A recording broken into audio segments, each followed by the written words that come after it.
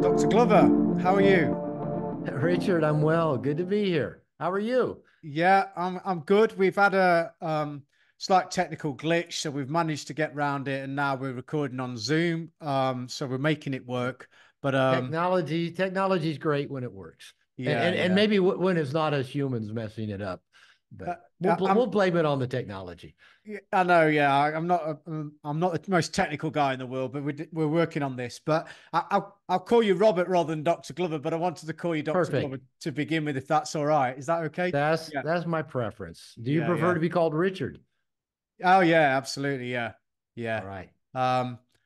Um, yeah, I really appreciate you coming on the Man on the Mission podcast and giving your time up. I was really looking forward to this conversation.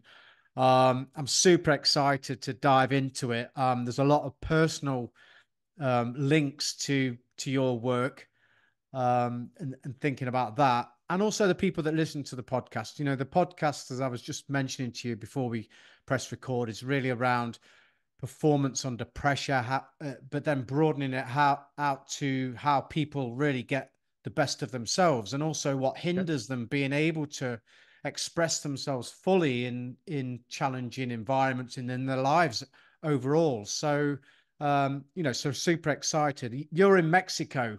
We've Puerto Vallarta, Mexico. Yeah, you and I were chatting a little bit. I grew up in Seattle, Washington. Weather a lot like the UK. Short days in the winter, gray, cloudy, wet, rainy. And I discovered the sunshine of Puerto Vallarta, Mexico, about 20 years ago. I got to get back there. I got to work on my Spanish. I'm going to keep it. So I've lived down here about 10 years now, and married to a Mexican woman, so I got to work on my Spanish. It worked out nicely. you fluent now? Are you? I know I wouldn't say I'm fluent, but my wife and I speak all in Spanish. But when she's talking to the kids, I might understand about half of what they say. Kind of the whole proverbial. They talk real fast and they chop their words and they use a lot of slang and they swear a lot. It Yeah, just yeah. so I can actually communicate more than I maybe understand. So I speak it well enough that my wife and I can we have a pretty good fight in Spanish. Actually, we've been able to for quite some time. So sometimes she'll even tell me when we're fighting in Spanish, she'll go, slow down, slow down. And I go, hey, I'm proud of myself that I can speak really quickly in Spanish. Especially when the emotion's up and you're Yeah, exactly. I rattling off think my Spanish. Spanish, some people say, when they learn a foreign language, they do better when they're drunk. I think maybe I do better when I'm mad. And all of a sudden I'm not thinking, it's just coming out. Well, that's it. Yeah, it sounds amazing being down in Mexico. You're right. It's end of January in UK here. It's black. It's cold. It's Yeah. miserable, to be fair. So very Yeah, jealous. I was in London a year ago, January. So yeah, I know what it's like. Yeah, yeah. Can just for the audience, mate. I'm gonna say about your book, No More Mr. Nice Guy. Um, but can you give some background for the audience? Just a sort of brief Like summary who of who who who am I and why are who we talking to each who other? are you and why are we talking? Yeah, exactly. All Yeah. right. This is always an adventure describing who I am because people will say, Robert, what do you do? And best thing I can come up with is say, well, I'm an online marketer because I sell shit on the internet. But that doesn't even really begin to say who I am. But um, background, um, I was actually a minister. I grew up in fundamental Christianity. I was a minister for 8 years, previous lifetime, long time ago. I have 2 degrees in religion. I also have a doctorate in marriage and family therapy. So for a good bit of my adult life, I was in private practice as a marriage and family therapist in the Seattle area. And I started working on some of my own issues in my life that were affecting my relationships that I now call nice guy syndrome. I thought I was a nice guy. That should make my wife love me and appreciate me and want to have regular sex with me. But she just kept saying, you're not such a nice guy. You're passive aggressive. You can be a real asshole. You need to go get help. So I thought, well, you're the one who's angry all the time and always in a bad mood. And so, but okay. So I went to get help. And luckily, I landed in some good places where I quickly realized that my paradigm of being a nice guy, I said, I'm a nice guy. I'm one of the nicest people you'd ever meet. I didn't understand why everybody else didn't try to be nicer than they did. And I began in therapy and in groups, began to look at that paradigm that I thought, well, I was trying to be different from my father, who was kind of a narcissistic, self-centered asshole, trying to be different from all the other men I'd heard women complain about, starting with my mother complaining about my dad. And I thought, well, I'm just not like those other bad men. And if I treat women well, if I'm a good listener, if I'm conflict avoidant, if I give a lot, if I'm generous, if I don't get angry, then people will like me. And it was a paradigm I had since childhood. I think fundamental religion probably also played into that, that I had to be good for God to approve of me. And so got into therapy and group counseling and started looking at this roadmap that I was using. If I thought if I'm just good, I'll be liked and loved and get my needs met. And as a marriage and family therapist, there were guys I started noticing. Maybe they were saying these things before, but I didn't notice. Guys were coming to me for therapy. Go ahead. So you were given therapy as a your doctorate in family therapy. So you were given therapy, but you also needed therapy almost for your own relationships. You know what's ironic is getting through my doctorate in marriage and family therapy.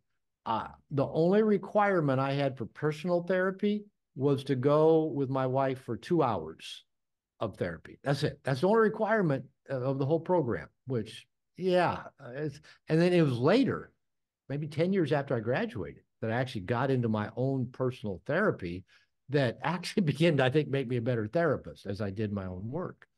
And so I was noticing guys coming to me for therapy saying the same things I was. I'm a nice guy. I'm the nicest guy you'll ever meet. I treat my wife well. I treat her better than her ex. I'm raising her kids. I buy her everything she wants. She's never happy. She's never in a good mood. When's it going to be my turn? So I started noticing I'm not the only guy thinking, if I just do everything right, if I'm good and treat everybody well, that everything should work. And so I started a No More Mr. Nice Guy men's group. We met every other week, and then I started another. And I started writing chapters that I would give to these guys just about what I was discovering, where the nice guy syndrome came from, why we internalize these beliefs, why they didn't work well, what's a more effective way to live our lives. And my clients, and often their wives and girlfriends, and even my ex-wife kept saying, Robert, you should write a book. A lot of men need this. And they'd say, this could be a bestseller. You should go on Oprah. I mean, no pressure, right? That I got to write a best-selling book. And over a period of 6, 7 years, I kept writing and got worked with an editor and then found an agent and took about 3 more years. And so the book No More Mr. Nice Guy came out in print early 2003, so now about 21 years ago. Wow. And it's interesting because as we were shopping the book to publishers, a lot of editors said, Robert, we like your book. It's well written, but our marketing department says men won't buy a self-help book. And I said, you don't understand. You don't understand the men I'm writing to. They want to be better men. And, this was you knew Amazon. You knew there was an audience because I knew that. Now I didn't know that Amazon was going to come along and invent. I think they were already existed, but no, nobody was shopping on Amazon yet. Kindle Reader hadn't been developed yet, and who knew that Amazon would make it so easy for men to buy books. We hear a book on a podcast. Podcast didn't exist back then either. You hear about a book, you go to Amazon, you look it up, and it says, oh, people who bought this book, this book, and this book. So men, we just go click all those books and buy them. We might not ever read them all, but we still buy them, right? And so well, it's not just me. It's not just me that's got a bookshelf. Yeah, it's not just me that's got a Kindle full of people say, they'll mention a book. I'll go, I think I bought that sometime. I haven't read it, but it's in my Kindle somewhere. Yeah. So, men do buy books. And I love buying books. 21 years ago, they said, it won't sell. They were wrong. My royalty checks get bigger every year. They keep going up. So it's doing well.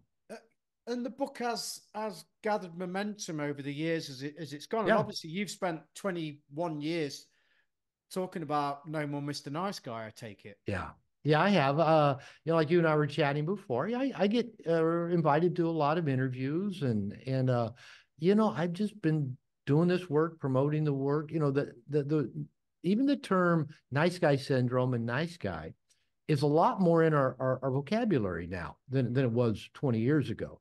Yeah. And, a lot of that is, I think, because No More Mr. Nice Guy kind of put it out there into discussion. And now, a lot of the people that tell me that they found my book, they read it, a lot of times their therapists recommend it. A lot of women therapists recommend it to their male clients because Yeah. they've got these Yeah. guys in their office that seem like nice guys, but for whatever reason, their wives don't want to have sex with them or they can't meet a woman. And so No More Mr. Nice Guys really helped give an explanation as to why these patterns exist. I'm just, it's amazing, isn't it? I'm just, I put this out on LinkedIn today, Okay. um, just to get some guys' comments, in preparation for the call. And I had a guy, Warren Wong, and he just simply wrote, honestly, dot, dot, dot, Dr. Glover's book probably saved the relationship with my now wife. Yeah. I mean, you I must, hear I presume you've heard that countless and countless times. I hear, I hear that a lot. And what a lot of guys say is, Robert, how did you know me so well? Have you been following me everywhere I go? I'm going to sue you for invasion of privacy because I'm a recovering nice guy. Well, I wrote about what I know. The book's autobiographical, so yeah, I hear that a lot. And what I hear from a lot of men, because a lot of guys do buy books, as we're saying, yeah, and I'll hear men say, I've read hundreds of self-help books, and yours was the first one that actually put it out there that in a way that clicked for me, that I really understood what I was struggling against. Yeah, I like hearing that. I like knowing that yes. it really makes that kind of difference. Well, I mean, the sort of spoiler alert is that could almost become a self therapy session for myself. That's Speaks. never happened before. I never, talk with people about their own issues on an interview. Well, Yeah, actually, I did some of that just yesterday. Come to think of it. I was going to say, the other thing was as well, because when we connected and I was going to be speaking to you, and there's a guy in the UK, called Ali Abdul, who he's an ex-doctor and now he's a quite well-known YouTuber, and Okay. millions of hits and Okay. views and so on. And I just jump on some of his stuff sometimes. He talks about productivity, but he came out with 4 books that changed his life. And surprise, surprise, yours was one of the 4. Yeah. So again, it was one of those things where I put it out today that you know it's obviously gains momentum, and I hope even these conversations can help some of the people that are listening. This very, very common problem. I think there's a common problem of fear of people's opinions Sure. about us as well, and how that constricts performance, or constricts, I call performance, but constricts us to be able to live our life how we want to live our life and Yeah. be who we really Living our are. best life. Yeah. True. More importantly, and this really is about being who you really are, isn't it? We're all putting on, or I say we're all, but the vast majority of people putting on some sort of facade, because they feel that they need to be accepted, approved of, or whatever it may be. Well, and And that's this is really that's what nice guys are doing, and you're right. With my background, studied a lot of child development, human development as part of my, educational program. Every little child, every baby, every one of us, when we were, this dependent, needy little child, we came into this world completely dependent on our parents and our caregivers. And we had countless painful, uncomfortable experiences. Maybe we had a belly ache and, couldn't get it burped up, or we messed in our diaper and were left too long, or we were hungry and didn't get fed. And every little child begins to do 2 things with a very primitive brain. One is to try to ease the discomfort they're feeling in the moment. Maybe they suck their thumb. Maybe they eat. Maybe they cry. Maybe they sleep. Maybe they don't cry. Maybe they don't eat. What they're using a very primitive brain to try to navigate an uncomfortable situation. Yeah. The other thing that the babies all try to do is try to prevent those painful experiences from happening again. And babies are inherently narcissistic. They are the center of their universe. They believe they're the cause of whatever they're experiencing. So what happens is every human to some degree internalizes an emotional belief, inaccurately, but we all do it, an emotional belief, not an intellectual belief, but an emotional belief that there's something wrong with me and I caused the problems that I'm having in life. And so everybody grows up with some defense mechanisms of trying to not feel that discomfort. And again, some people isolate, some people get perfectionistic, some people get aggressive, some people get passive, some people get pleasing. There's so many different ways that humans do this, and nice guy syndrome is just one of them. And so basically, the nice guy, whether he knows it or not, often we don't realize it till it's pointed out to us. Yeah. We're trying to do two things. One is we're trying to become what we believe other people want us to be in order to be liked and loved and get our needs met. So we're kind of a chameleon, always kind of, licking our finger, holding it up, which way is the wind blowing. And we try to become that so people will approve of us. So that's a need to be hyper vigilant, I take it, of yeah. all of these defense mechanisms. Well, let me say the second piece, and yes, then sorry. let me run with that. Yeah. The second part of this is the nice guys are trying to hide anything about themselves that might get a negative reaction. A frown, a scream, get abandoned, get abused, whatever.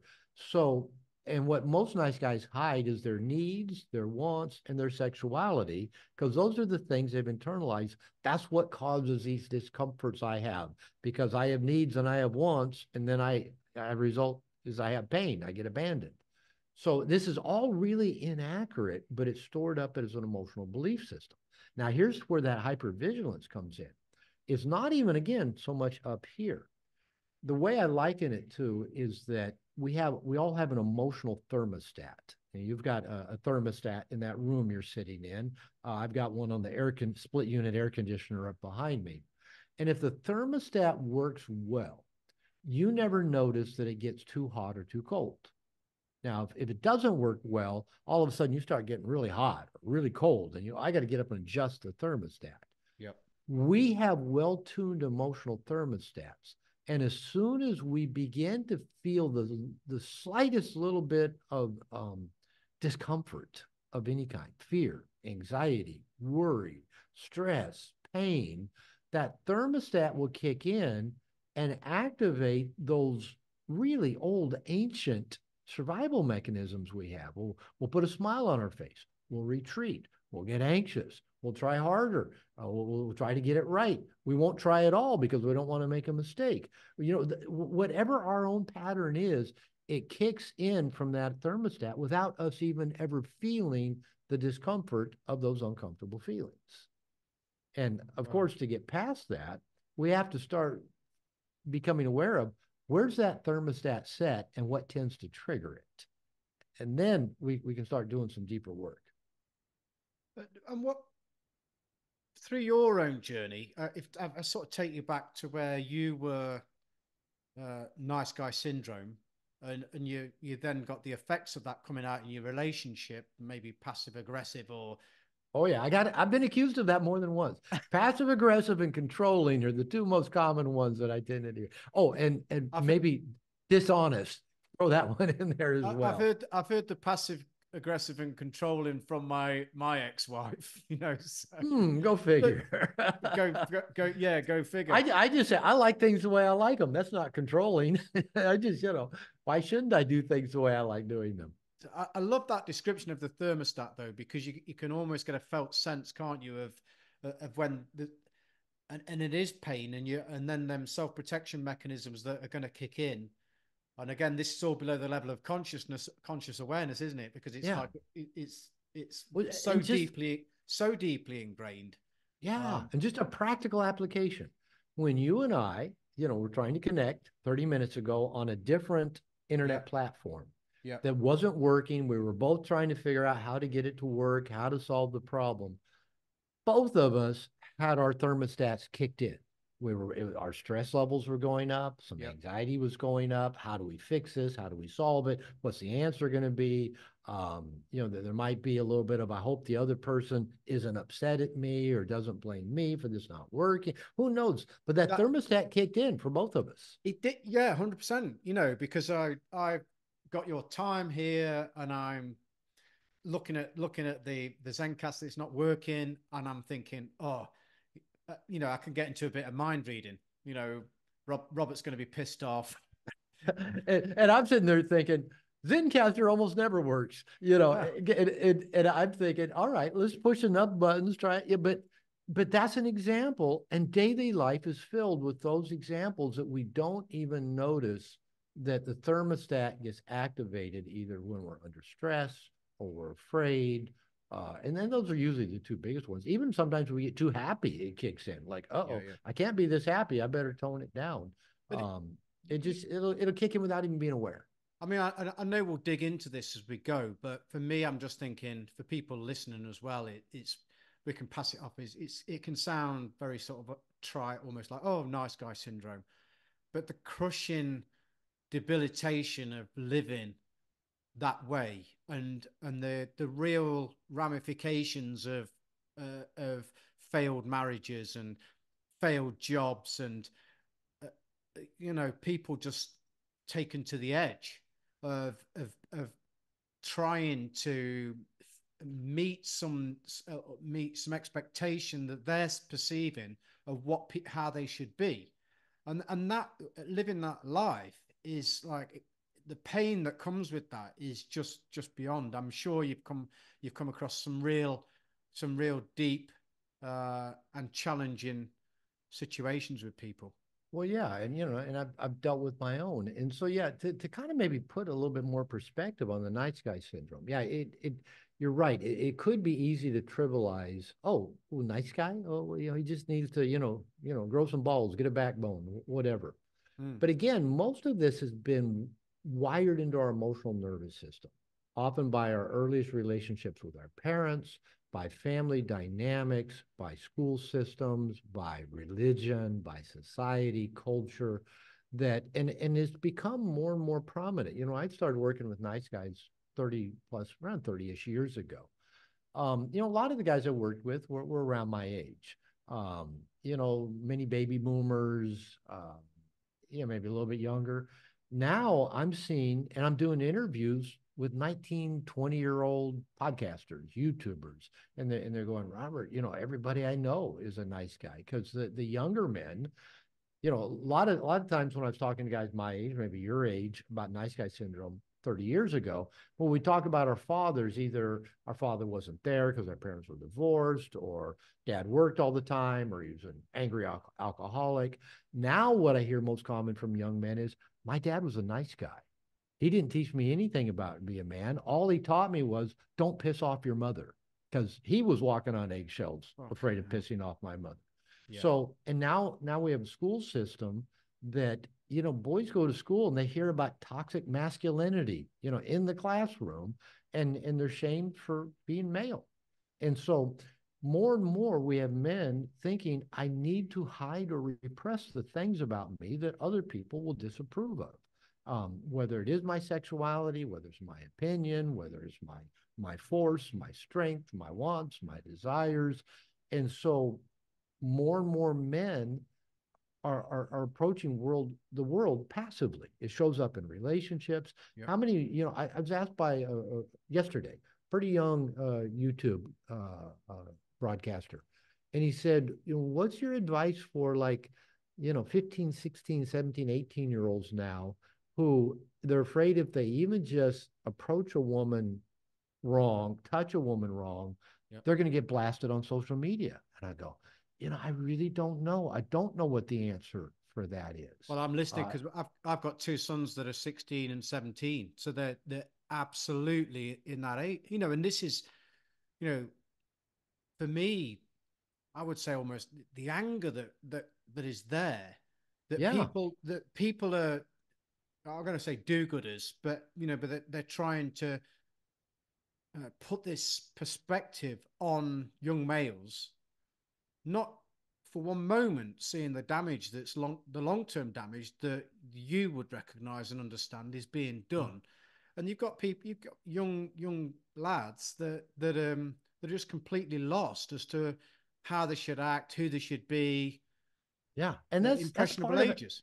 Adolescence is such a struggle anyway. Yeah, Adolescence is when we try on different things to try to figure out who we are. But if everything we try on might lead to, being accused of something or being embarrassed or having our things said about us on social media, and you can't do anything about that, you know, what happens is typically guys are probably going to go one of two directions. They either get really passive and they don't venture out into anything. So they never even talk to women because they're afraid, what if I do it wrong? What if I make a mistake? What if I look foolish? What if she says something on social media about what a geek I am or a nerd I am or a loser I am or what's the term that they use for nice guys now? Oh, it's slipping my mind. But they actually the younger generation, um, somebody will probably write you. I'll think of it before the call's over. But yeah, they've got a term for nice guys now that it'll come.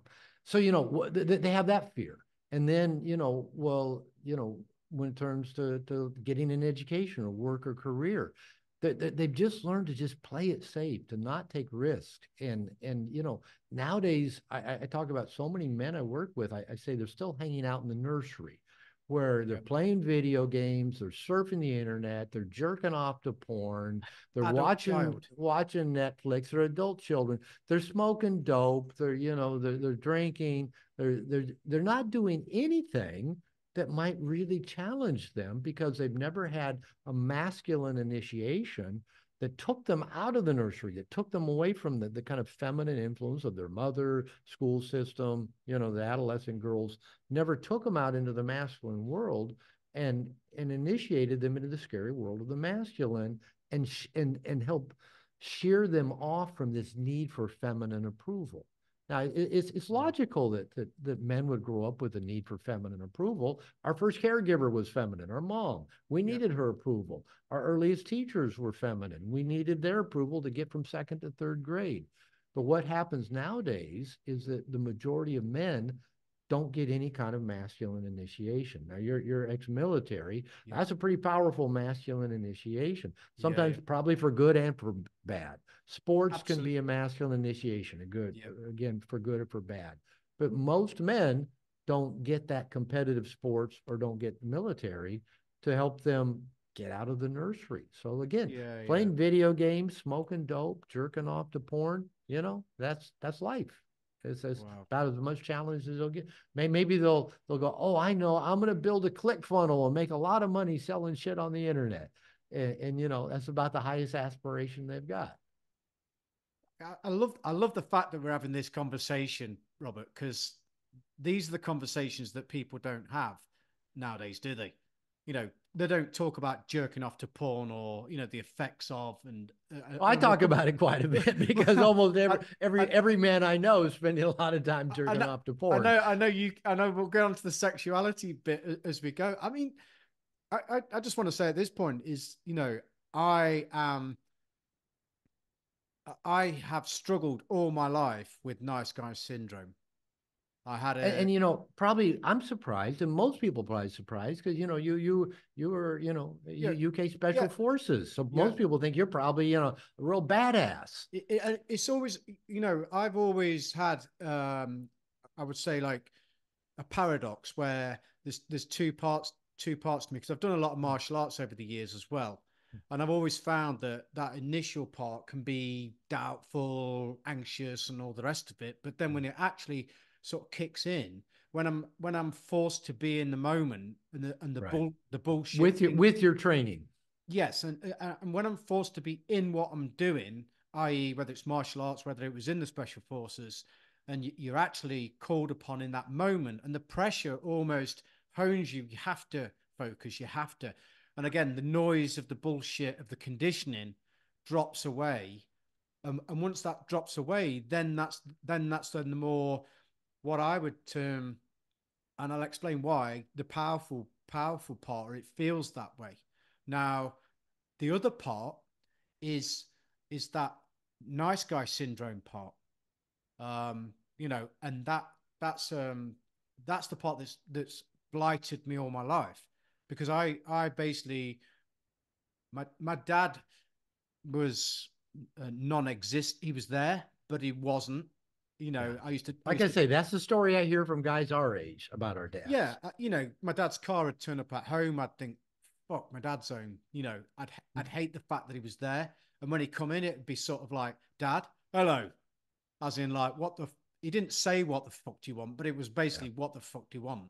That's how And he you had no, internalized it. and Yeah. he had no time, And then there was experiences of, and I'm saying all these things hopefully because it resonates with people. Some of the people that that listen. Um, I got a high level in football when I was in my teens, and I was like, and then I sort of like in a selective team, and then my dad, Dad, we've got to go to a match tomorrow. Where the bloody hell this time? Was his response. Right. And so we get in the car, and the whole thing was some traumatic experience. By the time I'm getting there, I'm shitting myself, can't even play football properly. And then I get in the car, and it'd be just like, not very good today, blah blah blah. So there was never any real feeling of male support and mentorship. Yeah. Everything had to be done in your own way. And on the flip side of that, mum, the anxiousness and fearfulness of don't upset anybody, don't say anything that might You, might your rock mom your and dad, boat. sounded a lot like mine. Yeah, Not exactly, some differences, but yeah, the same thing. My angry, critical father, yeah, my codependent, anxious mother that taught me to never rock the boat, don't upset anybody. Yeah, and so that gets internalized again into our nervous system, and now we go out in the world of how do we perform and get our needs and wants met yeah, using that paradigm that says, don't make a mistake, don't upset anybody, don't do it wrong, and it's a challenge. It's a challenge. yeah, yeah.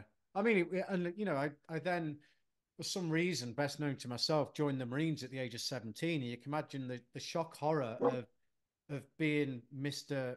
Nice Guy, Yeah. and then all of a sudden you're at Commando Training Center, and it's like, and it was utter fear in that, because I didn't want to piss off the training team.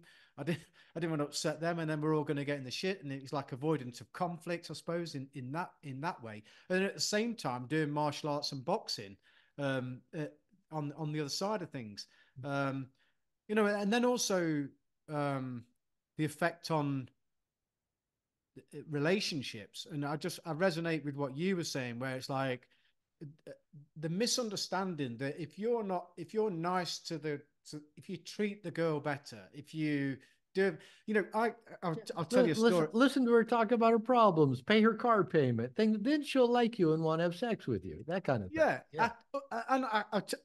stupid stories. I've got a best mate down there I was serving with, and this is a ridiculous story, but I had a girlfriend. I thought she was quite hot a bit at the time, and all the rest of it. And I'm being you know, Mr. Nice Guy over the fucking top. Do you know what I mean? And I'm basically like, I'm ashamed to admit it now, but hey, Oh, these are the best stories. it's I'm taking her sandwiches down for a lunch break at times, and she's Oh, like, I've done that stuff. yeah, Yeah. yeah, yeah. Make them So, lunch, make and them I'm this, thinking, drop in at work, send them flowers at work. So all their friends, oh, look, you got flowers. I'm Yeah, all thinking, that stuff. Nice guy seduction. I'm thinking, what an awesome, nice guy I am. And my mate is like, he'd never even entertain it. And then one day he says, well, what are we going to do? I says, well, I've got to take her down. I'll take the sandwiches down. He goes, I'll do the same. It's the first time he's ever done it. So he turns up. His girlfriend's like, it's like she's just like asked him to, she's like, oh my God, I can't believe you've done this. My girlfriend just like takes it off me like, whatever, Of piece of shit, course, you're you supposed to know, bring me sandwiches. dirt on a shoe. It's like, so the whole point has been, uh, the relationship, the marriage was the same, really. Again, try and be Mr. Nice Guy. You think that's going to work. It's just like, and again, these aren't conscious things. These are just things that are really taking place. And the same thing. Because we don't know what else to do, and we don't know why else somebody would like us or love us or want to be with us if not for those nice things we do for them. Yes, yeah. Um, and you know, it's not just about relationships, but also about, you know, the being lost, leaving the military. A lot of the lads struggle leaving the military. I've heard that. I Yeah. left after 14 years and was pretty sort of lost doing private security, going off to Iraq or wherever, coming back home and marriage falling apart. And, you know, and again, I can put it down to the root cause of that being Mr. Nice Guy syndrome. You know, the guys that have just like stood up and said no bullshit. They've been more masculine and they've been able to embrace their masculinity. So there was always this, like I said, paradox really of like doing masculine things like going grappling, martial arts. Right. Um, I've But got one more story, Robert, just to say. I was like, tell me, and then I've got a context for what you just shared with me that might be helpful for you and for your listeners. yeah, yeah. I've never really, you know, when I was doing private security, I looked after Katy Perry when she was on a honeymoon. I don't know if you know the singer Katy Perry. There you go. Yeah, she lives um in California. She lives in my buddy's hometown. For some reason, stuff slipping. Santa Barbara. That's where she Yeah, lives. yeah. There you go. I've been to Santa Barbara as well. It's beautiful. Yeah. But anyway, there was. I won't go to the full depths of the thing, but she was marrying Russell Brand, and I'm Right. sort of like, and I'm the security guy, and obviously, but I'm I'm feeling kind of like trying to keep them happy, make sure nothing's going wrong, and all the rest of it. And then, but it then came to a point where he sort of was like ranting at me a little bit and he was losing it and stuff like that. And then I got to that other point where it was like, you know what, I don't give a fuck. I'm now sort of just the nice guy drops off, basically. Yeah. And that's such a better place to be. But yeah, just other stories to entertain people perhaps. But I call it, Russell Brand mentality is, where you don't give a fuck. And one of the pieces that a term that I started using was to lovingly not give a fuck. And then, Mark Manson wrote a book Yeah. on the subtle art of not giving a fuck. Yeah. In good book. And he writes about a lot of the same things that I do. And because that is the problem, is that for nice guys, we give too many fucks about the wrong things. Oh, I don't want that person to be upset at me, or I don't want to look foolish in this situation, or I don't want that to not work out, or for me to fail at it. Or we get concerned about the wrong things, and that's what tends to stress us out. Now, your story, when I started working with nice guys, one of the things that kind of stood out, that here's this nice guy syndrome that can be pretty debilitating in a lot of ways. It kind of keeps guys from living, at their best, living their best lives, living up to their full potential, having the relationships they want, the work and career. I mean, one of the things I say is that nice guys are good at being good, but not great at being great. And one of the things I found while working with nice guys is that a lot of nice guys I worked with were relatively successful. Mm. I'd put myself in that category. I had a PhD at 29. I've done things in my life, and I met a lot of people that, like you, maybe they've done well at sports, or had succeeded in the military. And what I found for a lot of nice guys is, even while as a boy, we're internalizing these messages about ourself and our place in the world, whether it's don't rock the boat, play it safe, or do it perfect, or don't make a mistake, or, always look good, or always be nice, whatever we're internalizing, which they're debilitating, not only because they don't serve us well, but they tend to make us inauthentic. We're not real. We're not our true selves. We're trying to be something other than what we are, which that lacks integrity. It lacks authenticity. But one thing I found for a number of nice guys, not all, but a number, is what I call in No More Mr. Nice Guy their saving grace. They either met a mentor, a teacher, a coach. They found a sport they excelled at. They got good at school, or they played music well. Something gave them a sense of identity and a path forward. For you, it sounds like it might have been sports. It might have been in the military. Those were a saving grace for you. They were things that came and at least partially interrupted the programming that you'd had as a child, that you'd internalized about yourself and the world. And so when in working with nice guys, that's usually where I would then go to work. That's where I would start with. We talk about, okay, here's what you got programmed to believe as a child, maybe due to nobody's fault, maybe just as a little 3-week old, 3-month old, 3-year old, you inaccurately internalized emotional beliefs about yourself and the world. Maybe nobody was at fault, but this still became your machine language, your emotional operating system. What ran the apps that got layered on top of that in the operating system.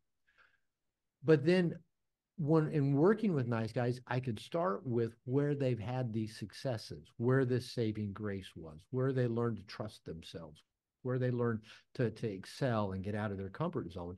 And that's, I know you probably do something similar with your coaching, is find out what the guy's already good at, Yep. and use that as a foundation for helping him generalize those skills to other areas of life. Yep. Because if you start out with what they're crappy at, it's kind of hard to lift them up very quickly. But start where people are good and build on that. So my sense is that you had that saving grace, that you were gifted at sports. You were athletic. Yep. You got in Yep. the military, and it sounds like you must have done things that helped you excel in the military. And so those were a saving grace, that now you're out there coaching people to excel. And so you've built on that yourself. Now you've still got the nice guy stuff over here that may show up in relationship, might show up of maybe undercharging for your services, or not challenging somebody even as much as you should, because you're Yep. afraid that they might quit, or that so it probably still shows up in some ways. But thankfully for that saving grace, you do have a pathway to start incorporating more of this strength, this inner strength that you have, Yeah. and Yeah. incorporating that into other areas of your life.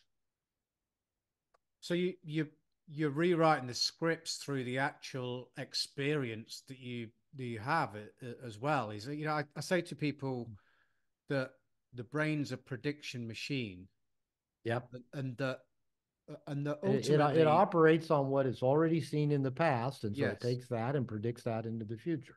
yeah, absolutely, and I suppose that it's going to predict, it's predicting basically from a different place. And just for the people listening, the reason it's a prediction machine is because that's in terms of like reserving energy, so that we can't make decisions about everything, so everything's Yeah. a prediction. But I suppose if that past is changed and we're coming from a different place, then it starts to happen. There's automaticity there. It's happening uh, immediately anyway. I mean, on my, you're right, Robert. There's been a number of, I got to, do you know what? I got to, like, just some years ago, relatively recently in my life, and people would say, I'd hear people on podcasts and things saying about who's been a mentor for you. And I'm Yeah. I'm like scratching my head thinking, mentor? Who could I possibly think of as a mentor? And Right. I just would struggle and struggle. I then came across a guy called Dr. Don Green over in the States, performance psychologist. And that's when I really studied the more in-depth performance psychology with him, and that started to break some things down, but also counseling with and again, it'd be interesting to get your thoughts. I'm open to say that I've had counseling. Yes, people think special forces guys have got it all dialed in. uh, and I like to challenge that, because I certainly Yeah. know guys haven't. They might be on TV over here or wherever looking Yeah. this part, but actually in other areas, uh, they're not as strong as they would like people to Yeah. believe. And so I'm going to guess a lot of special forces people are highly developed in certain areas and highly underdeveloped in others, would be yes, my guess. I would totally agree. And you know what? I mean, I don't know the guy, so it's difficult for me to really say. But I see people, David Goggins. I don't. Sure. Yeah, I mean, you know, when I was in the military, my strength really was always around fitness, and I go into my area in that. Even in what we're sort of challenging with the guys around you, we're all fit lads as well. Yeah. But what I'm saying Goggins for is because he does these like runs, and I know they're challenging and super, they're amazing things that he does. However, the pain of discomfort in physical activity was almost a comfort zone for me, and has been, if that makes sense. Yeah. So that part is like, oh, I know where I'm at now. Yeah. Now I'm starting to really feel pain, but I can lean into that pain because that's something that that I could really sort of align myself to. But the other But parts, then you're over here in a relationship with a woman. You say, "Yes, dear, whatever you want," because you don't want to yeah, feel the pain of her I, being upset at you. I'm turning up my sandwiches, just making sure that she's like, Exactly. are But you you all right? you could go out and run 150 miles. Yeah, No. But oh, I forgot the sandwiches. I'm in trouble. fucking Yeah. honestly, you'd laugh. But and again, the guys that I know, you know, you get them in a situation where they've got to take charge in a threatening situation or whatever. Yeah. Then all the training's going to kick in and all that sort of stuff. You put them in another environment, fucking mess. Yeah. Sometimes thinking about, oh God, what am I going to do? And Well, so I tease a lot. I know a lot of most a great majority of the men I know are either into like self-development and or are coaches, mm, men's development coaches, things like that. And I often kind of joke with my friends that kind of the right now culturally we're all bowing at the altar of Navy SEALs. It's yeah, kind of like yeah, Navy SEALs can do, if somebody's a former special ops, whatever, yeah, yeah. oh, they can do no wrong. What can I learn from them? And you probably know as well as anybody that everybody's got their own stuff. They They're a got their own fuck. problems. They're a But fuck up. A lot of people, and again, but this. but they can go get certain things done really well. And Yeah, I've yeah. always even wondered what kind of mentality does it take to even I want to be a Navy SEAL? What kind of mentality even begins from that place? Well, Yeah, yeah. I mean, I want to go drowned and then kill people. and Yeah, and when you're in that environment, Robert, it's like you talk about seeking approval. It's for the vast majority of the time, if you were walking into some area or something, or you did something that was like outside of the normal or stupid or made a mistake, fucking hell, it's like the lads would be on you in no time. hmm And so nobody really wanted to fuck up. No one wanted to make a mistake. It wasn't that we're all kind of like, it was a alpha male kind of area. But yeah, yeah, and the other thing that I hear as well is that there's also almost worse than that. You'll get like performance coaches or whoever that are talking about mental toughness, and they'll say, yeah, I met this Navy SEAL or I know this Navy SEAL, and they want to yeah. talk about that kind of thing as if it's Yeah, like the exactly. the We're epitome. let's bow at the altar of Navy SEAls. And Exactly. again, I honor the military. Yeah. You may have been in Iraq at the same time my son was. He's 38. He joined the Marines right out of high school, and he Wow. was in Fallujah Yeah. Been during to the Iraq Fallujah. War. Yeah. So he was there. So I do not want to dishonor the role the military has. What Yep. I'm poking more fun at is Yeah. the average Joe that models wants to get up 5 a.m. every morning and take a picture of my watch and do my cold shower and get my workout in. Jocko Then Willing. I Yeah. then I've accomplished something. Then I'm and the truth is there are so many ways Yep. that we can level up in life and that don't require that kind of structure and discipline that it takes to become the special forces, Yep. because that structure and discipline is meant to serve a specific purpose, and most of life is not about how do we go take out the people that pointed the drones at those U.S. soldiers in Iran that killed Yep. them a few days Yep. ago. That's Yep. not what most of us are having to do in life, so we don't have to be trained in that way. Yep. Can we still learn things of value? You still teach, I'm sure, a lot of what you got from special forces. You still teach it. Yep. And what it comes down to in life, I think if we're really going to be happy, the most important thing is that we really find a way to get comfortable being ourselves and find a way to get comfortable feeling uncomfortable so that thermostat doesn't automatically divert us. And for a lot of guys, being vulnerable, being seen, feeling exposed, Yeah. feeling not good enough is that pain point. Like you say, physical pain you're good at, Yeah. but Yeah. that emotional pain, oh, my marriage fell apart, or my ex thinks I'm a terrible person, or my kids aren't talking to me, or I can't get a woman. I haven't had sex in 10 years. I'm overweight, and I can't seem to do it. Those are the kind of painful things that people retreat into. Yeah. Again, and use food and alcohol and television and all internet to distract us from those things, and they're all getting in the way of us leveling up to the best version of us. Now, at 68 years old, the best version of me doesn't need to go run 15 miles a day with a backpack on. That's not what I need to do to level up to the best version of myself. Yeah. But what I can keep doing is noticing where I get afraid, where I get avoidant, where I get conflict avoidant, where I know if I just took this risk, there might be a big payoff, but I don't know for sure. So, I'm cautious. Those are the things that I get To, to keep challenging. to notice them. And if I was to say, what when I do workshops and groups and coaching calls and interviews even, one of the things that I hear a lot is people say, Robert, I just love how authentic you are, how real you are, that you just kind of, you put everything out there. And I always smile because I say, 30 years ago, nobody would have accused me of being authentic. Nobody would have accused me of being real. I was a chameleon. I was Teflon. I was trying to have everybody's approval, get everything right. And I wasn't happy. I wasn't trustworthy. I wasn't living up to my potential. I was passive aggressive and controlling. I wasn't the real me. And the real me isn't perfect. The real me is flawed. The real me has insecurities. The real me fucks things up. The real me, can do things better.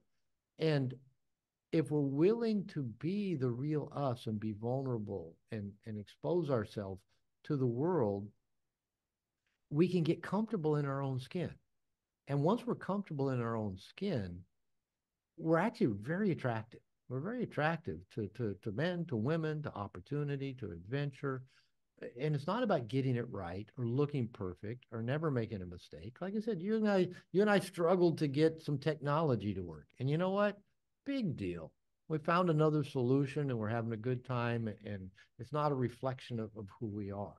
Yeah. So Yeah. the more men could have that, and to do this, I tell men all the time, and I preach this in No More Mr. Nice Guy. I preach it all the time. We can't do this alone. We've got to go be with other men, whether it's with a coach. I love men's groups. I was leading 5 men's groups a week in private practice. Yep. I've done most of my personal development in men's groups, men's programs, different sorts, where we can just get around other men, be ourselves, be real. And I love like doing workshops where guys will start opening up and talking about the pain of their divorce, or their shame of a porn addiction, or the estrangement from an adult child. And then, other guys say, oh, I can relate to you. Me too. I understand this. I've been through that.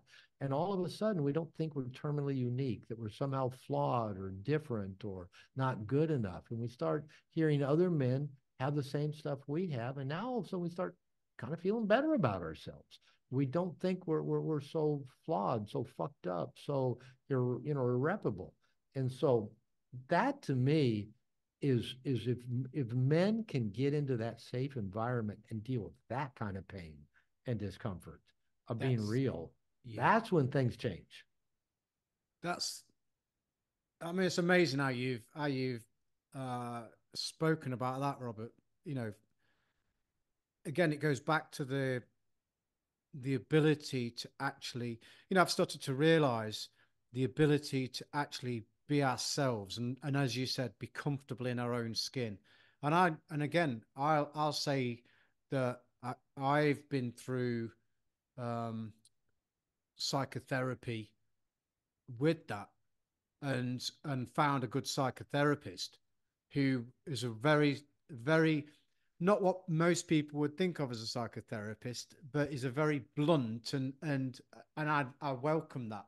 You Yeah. know, is Men able love it. I is love a is working with men because he's I able can to do that. yeah, he's able to look at me and go, I'm fresh out of fucks to give, you know, I and love looking at a man and go, what the hell were you thinking? And they go, I love it. You can say that to a guy. You can just be so direct with love, with that loving, yeah. you realize that's not working, right? You go, yeah, I'm figuring that one out, And this is, you know, this is it's an interesting point because I hear people spouting all this bullshit about mental toughness. You know, and again, a lot of it's saddled maybe with like I'm ex special forces, so I'm mentally tough. You know, my Yeah. thing was, yes, I'd done that element, but then I needed to learn about in depth, you know, performance psychology to understand that part. Because Mm. for me, mental toughness, as we've just been saying, isn't always about putting a back on your back or, you know, pushing out a few more pull-ups or whatever, you know, some sort of physical activity. Mhm. And in fact, one of the guys that I served with originally, who would probably be listening to this because he listens to, you know, I did some coaching with him, and we were being vulnerable, and we were getting to like the crux of some of these things. And he's like, that fucking hell, Richie, I'd much rather put a pack on my back and go 30 miles Yeah. than deal with what we're talking about. So and then so I've started to realize, and again, as I'm 54 now, but I've started to realize that the real juice or the real thing that we're aiming for really is that authenticity of being able to be yourself Yeah. rather than what somebody else wants you to, or thinking what other people want you to be, which, as you described, I felt the pain of it for years. The excruciating pain of like the chameleon is no way to live. Yeah, and who would have thought that just being yourself is a pathway to freedom, to the love we've been seeking, to being fully alive.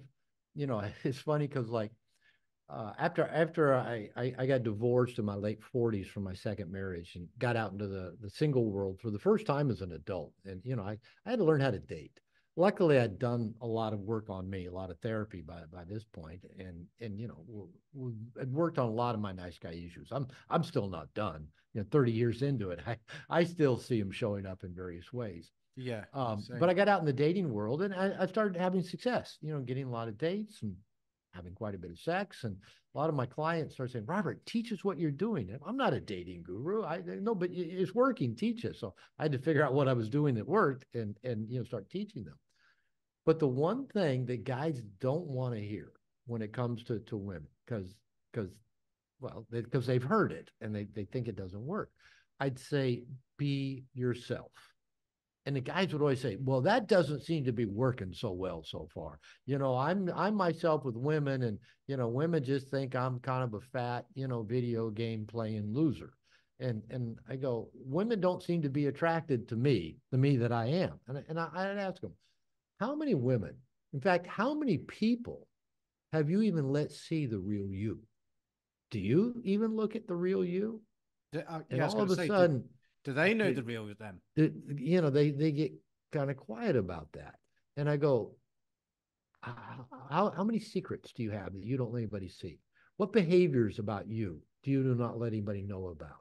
That's you've been hiding, all of you, and nothing's going to change until you actually start embracing. And no more Mr. Nice Guy. I talk about integration, and I say integration isn't like, oh, we become better men or we become different men or we get rid of these things about ourselves. We actually integrate all of those things about ourselves. Yeah, I can be controlling. Yeah, I can be critical. Yeah, I can be a know it all. And instead of thinking, I got to get rid of those things, I just need to integrate them to where I'm comfortable with them. I know about them. I can watch them as they come up. I can smile at them. I can make jokes about me being a critical asshole. I can get playful with it. And once you can be that kind of playful with every aspect of yourself, the parts of us we like people seeing, oh, I'm physically fit, or I make a lot of money, or I've got a degree, or I've got a pretty wife. But the part that we're not so comfortable with people seeing is when we integrate that into our whole self and don't give too many fucks who sees it or care. That makes us really attractive. So it's when, I got out there in my 40s and 50s and started dating. I was getting older, the receding hairline, then no hair, graying. And I had no problem getting women, and most of them were much younger than me. My wife is 22 years younger than me. And I, Wow. I was joke that, well, she's really mature for her age. I'm really immature. So nobody ever notices the difference. What they Robert, notice is she's brown and I'm white. That's what they you know notice. what? The guys listening to this, you've really got their attention because they're Oh, thinking I know I just scored with that one because that's a guy they're, thing. I've they're I've thinking worked with enough guys. they're thinking this guy's a fucking hero. I need to speak to, I need to speak with him. But oh Well, yeah, well, I'll make it better. My wife's told me, she said, I'll never say no to you for sex. And said, I'll never say no, even if I'm mad at you, because I'm never mad at your cock. So, this is a woman that guys go, what? She's 22 years younger than him? And, she doesn't speak English, but that's okay. She's smart. She's probably got a I'll higher IQ than I am. you're Talk like about that. being, talk about being tough. Don't worry about the English. I'll learn Spanish. I'm in. Yeah, exactly. I got my phone app. That's how we did it for years together. But she grew up 8 out of 10 kids in poverty in Guadalajara, Mexico. She's tough. She's a gym rat. She's in the gym 2 hours a day. Yeah. We've got a gym in our house. She'll work out there and then go to the other gym because they got other equipment that she can use. She's done Muay Thai. She's done kickboxing. I don't piss her off. But she goes, but I'll never say no to you to sex. So, but the point is, I did not attract her by, all the check boxes that most guys think this is what will attract me to, Yeah. young, hot women that want sex all the time and go to the gym. I was just walking down the street in Puerto Vallarta and he said, Hola, senor, want a massage? And I said, no, no, tal vez mañana, maybe later. And I thought, I like your voice. Turn around, walk back. And about 6 months later, she asked me out. And so okay. So we started dating, been married 7.5 years. But my point is, I did not have to do one single thing to impress her. She just was drawn to just the essence of, for me, there's nothing hidden, nothing half-assed. Who I am is out there on display. I mean, I don't go around just broadcasting, my faults and flaws, but I will talk about them.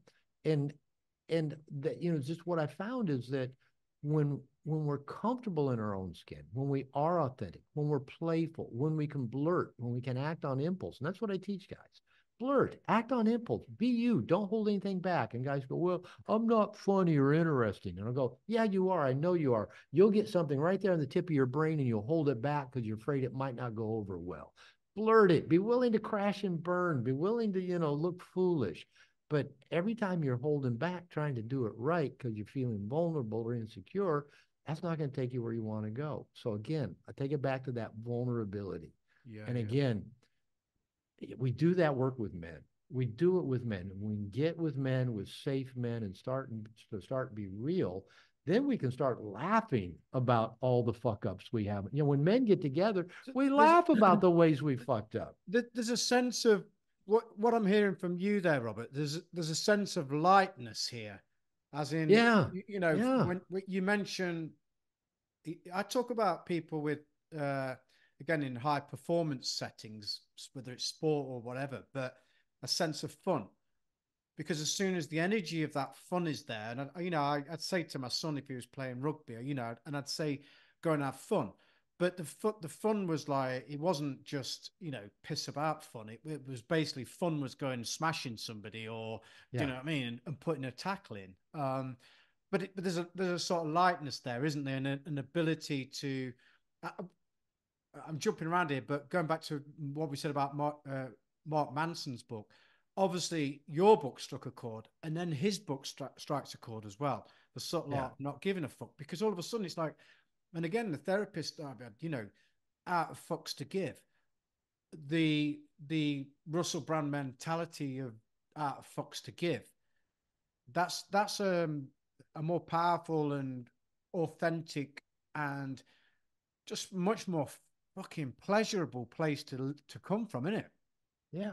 And I like what you say about having, mixing the fun in it.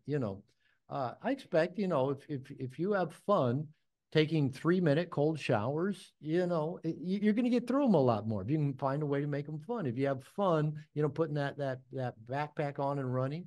I have fun doing what we're doing right here. I look forward to doing interviews. I very first interview I ever did, radio interview.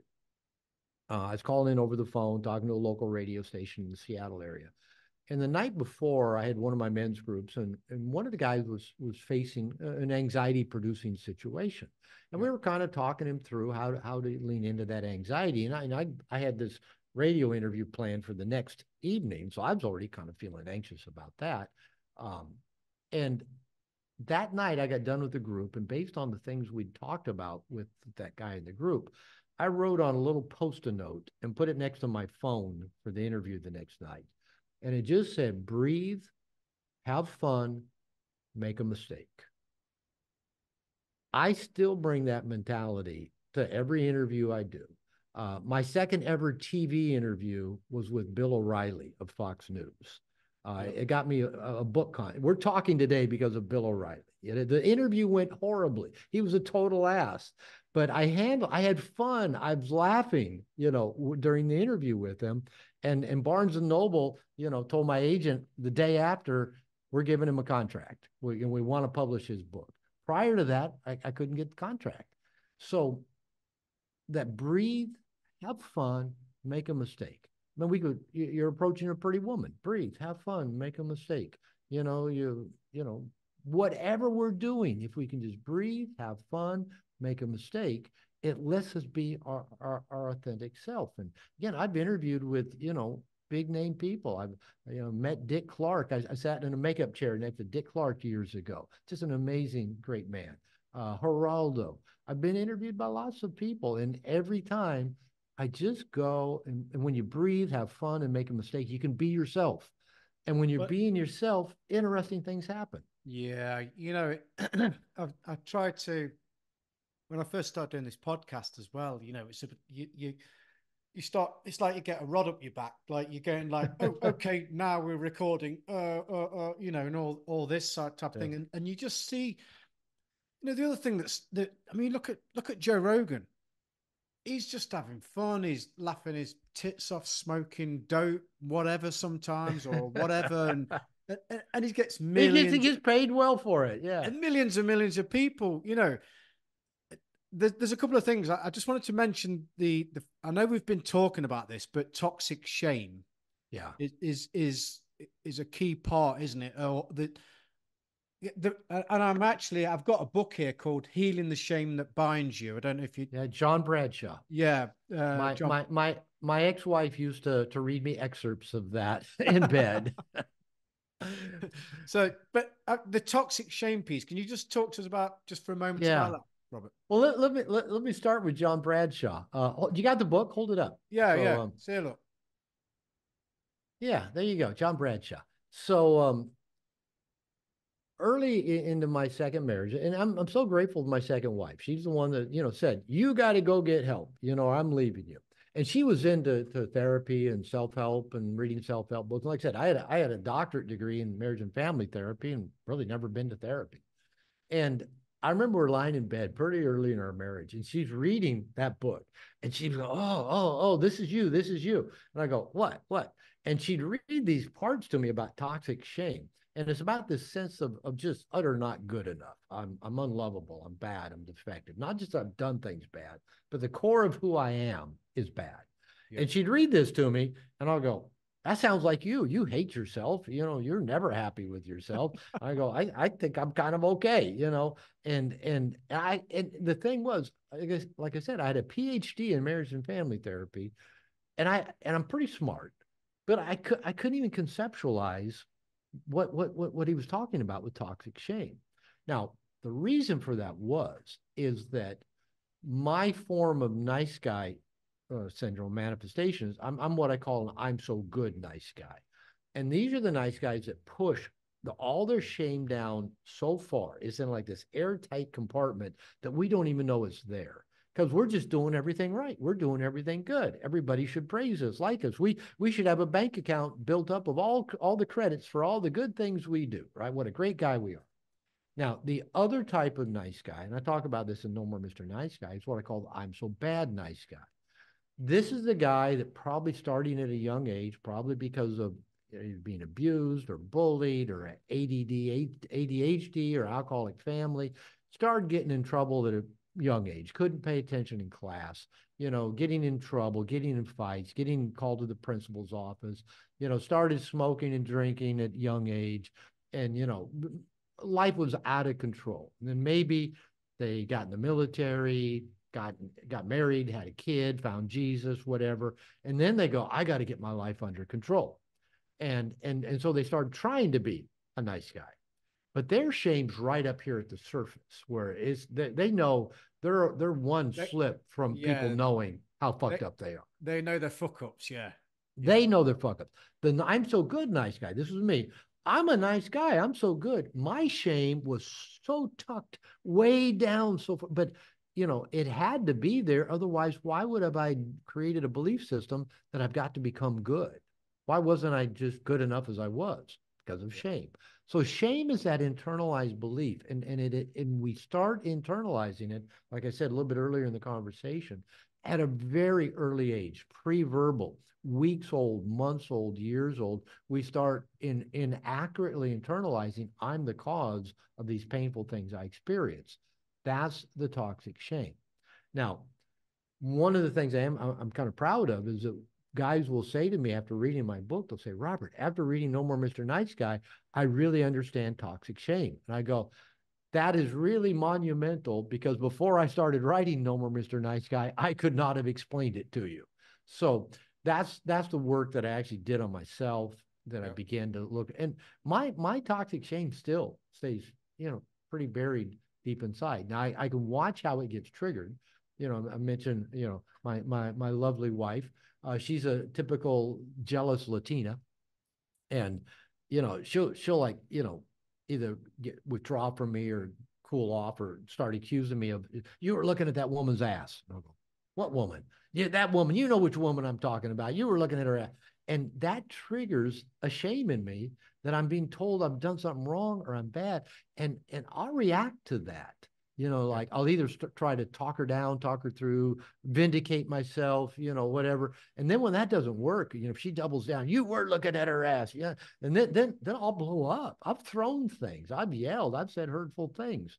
All of that is because my toxic shame is triggered, that says, oh no, I'm bad. I'm in trouble. I'm going to die. I'm going to get left, whatever it is. Now, I don't think my wife's going to leave me. I mean, she's got my initials tattooed on her front hips.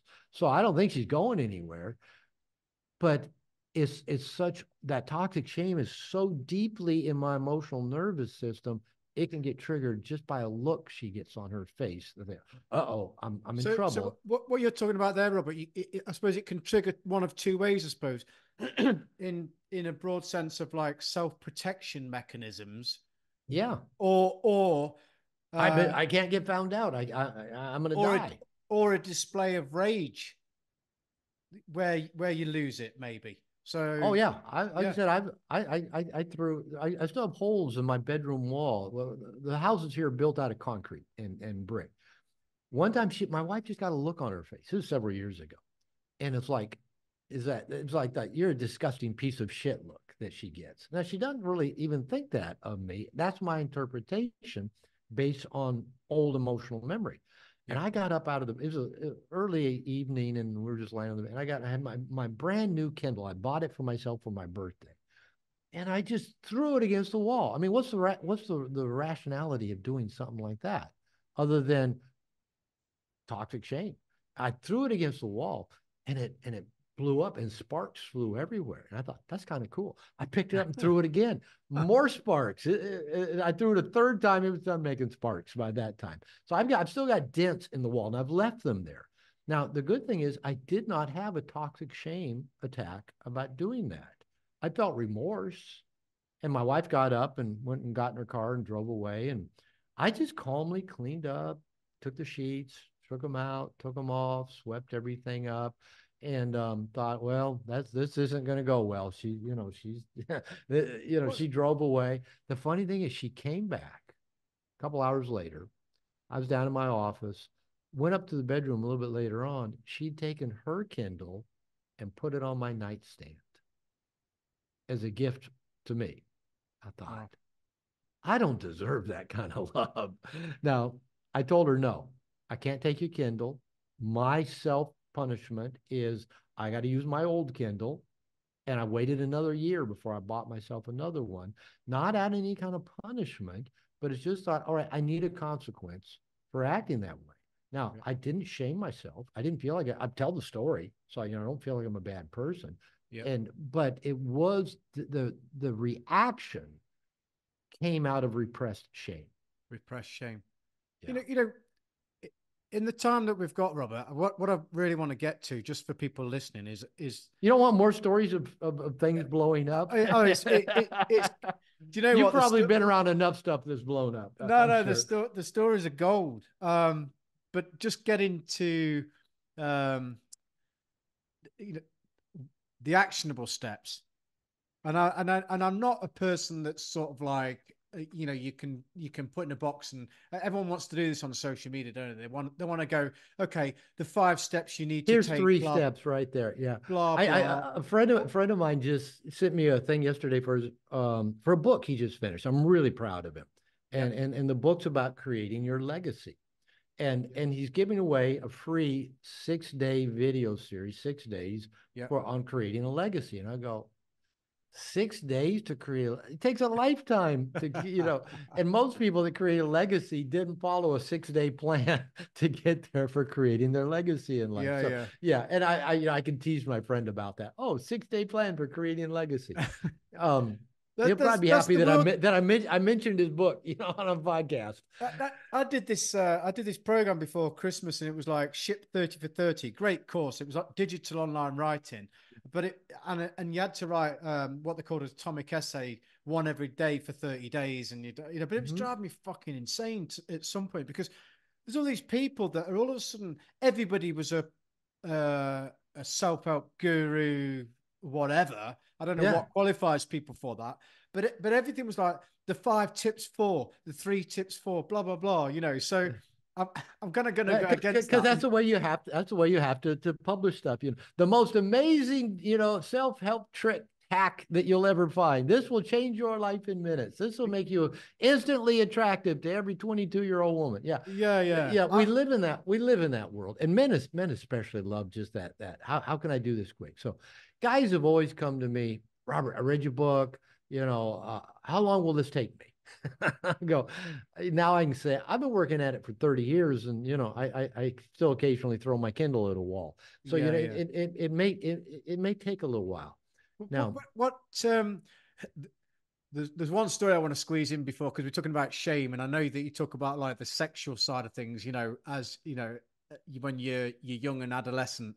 And just for the listeners, my dad, basically, at the time there was no internet, but my dad used to print porn magazine. That was it. He was part. He used to print. he was an entrepreneur before No, his not my time. dad, but he was in this big printing factory, and they'd print all Yeah. these, like, anything from holiday brochures, but also Yeah. porn mags. And of course, Okay. as a young lad, we were like scuttling around the house trying to find where he'd hid the Where to porn eat them mags. between the mat, Between like kids are never going to find that stuff, right? Oh yeah, I was all over it. And then when I was going away in the early days of military, it'd sort of give me a brown. I'd passed the thing, because now I was in the military, and it'd give me this brown envelope, and there was this kind of like, here you go, son. This is for the lads, and it was like This is all these porn mags. the porn magazines. You But know, just to, so on the point, because I'm aware of Tom, but where do people start with this? A guy that's out there that's struggling, and we're laughing, I know, but going back to the point of someone that's just like, unlike the opposite of the guy that I mentioned who'd sent me a message today, that the yeah, relationship is falling apart. That's got no respect from his wife. That's got no respect from his kids or his workers, or he's not making headway in life, yeah. because of this debilitating toxic shame that's is never good enough. Yeah. Where do people even begin? Okay. Let me just kind of quickly, we'll do some steps because it doesn't hurt to have some steps to Yeah, this. yeah. Other than say, these are the steps that I went through, not because somebody prescribed them. It's just kind of how it unfolded for me. And these steps, as I'm going to unfold them, initially were probably over a 3 to 4 year period. And like I said, I've continued to work on this stuff. I still, have a coach. I still, participate in men's programs. And so began with, and I talk about this in No More Mr. Nice Guy. Don't try to do this alone. Go find safe people to begin working this. And the main part about it is find safe people to start revealing your shame. For me, when I started, I landed in a 12-step group for sex addicts. Quickly learned I wasn't having enough sex to be a sex addict, but I just stayed because it was all guys, and I just started revealing stuff about me I'd never revealed to anybody. Thoughts, impulses, actions, fears, and they'd all just say, thanks for sharing, Robert. And I started sharing that with the therapist. I started sharing them in a men's group. Even in the men's program that I've been in for the last 6 years, we'll regularly do something like 45 seconds what I don't want you to know about me. And we just have to shotgun, rattle what I don't want you to know about me. And I'm thinking, I'm really an open book, but there's still stuff that, okay, I got to tell them. And so we got to have safe people. There's something about when we reveal the stuff about us that we think makes us so bad, that toxic shame.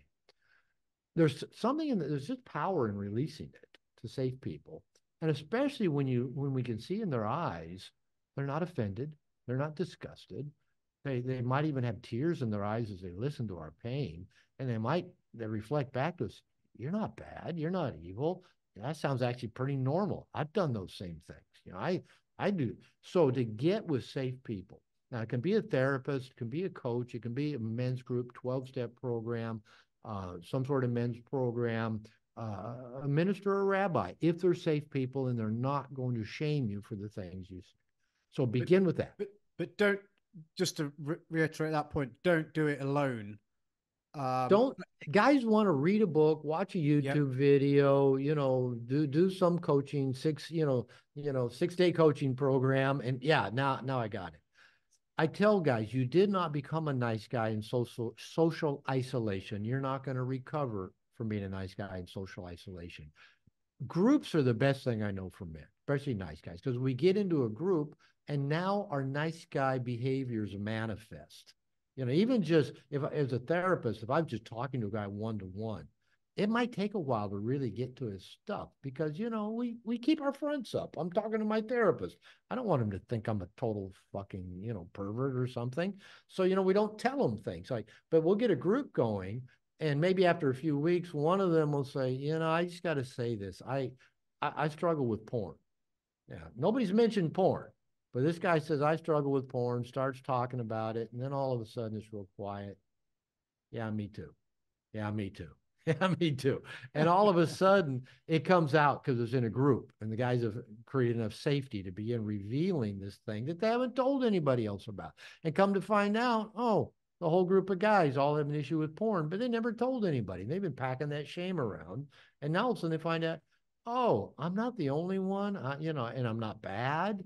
And so having that safe place to release shame. So there's releasing shame is a big um, learning to be honest.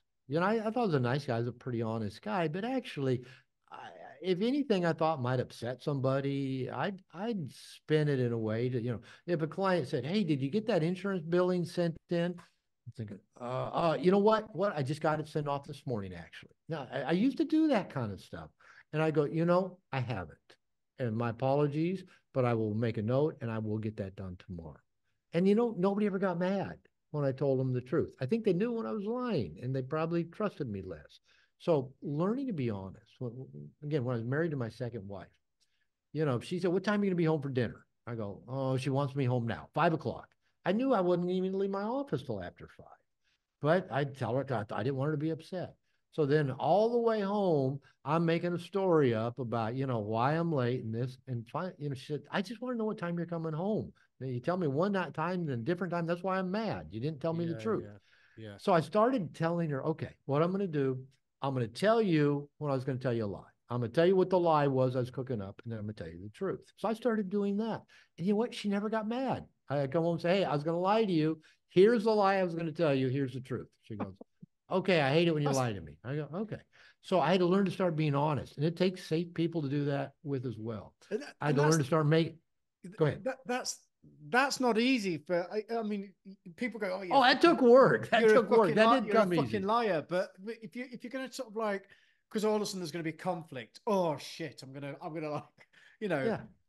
and you like to think of yourself as But honest, but but they then know but when we're lying anyway. So you might as but well just tell the truth. yeah, but there are them situations where like you say you're called upon. Do you really say it or But yeah, great, love it, and that's Yeah, I something to found be just aware of. error in the direction of telling the truth, the whole truth, nothing but the truth. So I had to learn to be honest, learn to make your needs a priority. Nice guys have what I call covert contracts. They give to everybody else, hoping they will give back. So if I read your mind and give to you without you having to ask, then you'll read my mind and give to me without me having to ask. So nice guys have to make their needs a priority, start giving to themselves, and surround themselves with people and resources to help fill their own bucket up. So that's a big thing for nice guys is starting to make their needs a priority. That's what I got into the argument with Bill O'Reilly about on the interview. He said, God's going to strike you down. That's just selfish. And anyway, I won't go down that road. So there's that setting boundaries. I did not know about boundaries until I went to my first therapist and she put a string on the ground and kind of did a little physical demonstration of boundary setting. Again, I was in my second marriage in my 30s, had a PhD in marriage and family therapy, had no clue what boundaries were. Nice guys have to learn to set boundaries. Um, Can you explain? Because I went through something with a counselor. It was almost like this is my boundary, and it's almost like this is and yours. This is where your boundary is, i.e., Yeah, the physical boundary. right. And if someone gets upset, that ultimately, if it's the truth and you're speaking the truth, then Yeah. actually them getting upset is like, well, that's on them. That's their issue. Yeah, well, like I do the same thing with couples in my office. I teach the guy about setting boundaries. I teach him, get him up, put a string on the ground. That's your space. That's my space. I'm going to come in your space. When you begin to get uncomfortable, tell me to stop. And I do a little physical thing. And then his wife would applaud and he goes, what, dear, you want me to set boundaries? She goes, of course I do. I don't want you to be some kind of pushover. And I tell the guy, she's telling you the truth. She wants you to be boundaried. But the first time you set a boundary she doesn't like, she's going to push on it. And you're going to say, I thought you want me to have boundaries, dear. And she goes, I do, just not this one. I get playful with it. But yeah, guys, people, children don't get taught boundaries. So as adults, we have to learn boundaries. So everybody does, not just nice guys. But nice guys have to learn boundaries. And then the last thing I'd say, I've said it already several times on this call. For nice guys, you got to get around men, build relationships with men. When I joined a men's program about 6 years ago, my wife and I have been married a year. I'm living in Mexico, not real connected with guys here.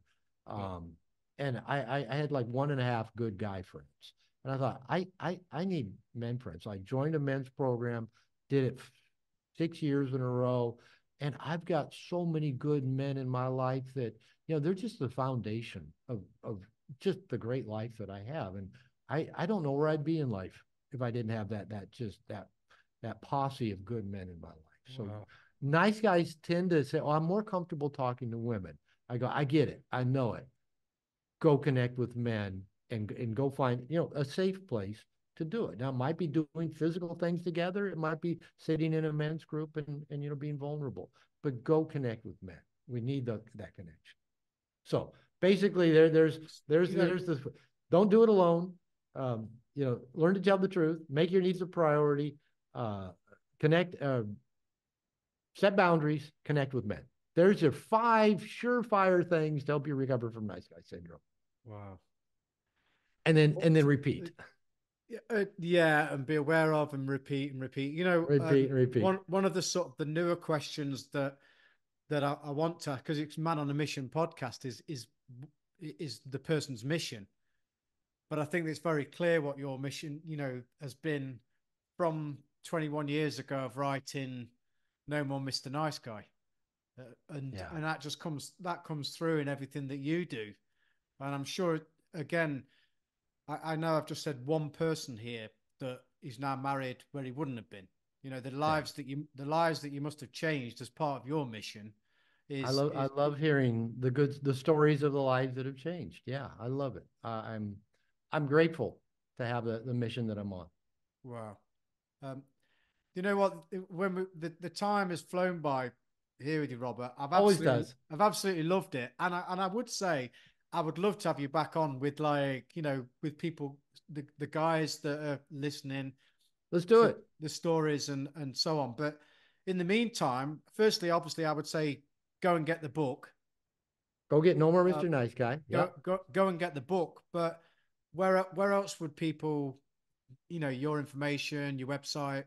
Yeah, well, two places I'll direct. One is drglover.com. That's my personal professional website, drglover.com. The other is my men's program. You need men, Integration Nation, and it's just integrationnation.net. And it's a men's membership program I launched last July.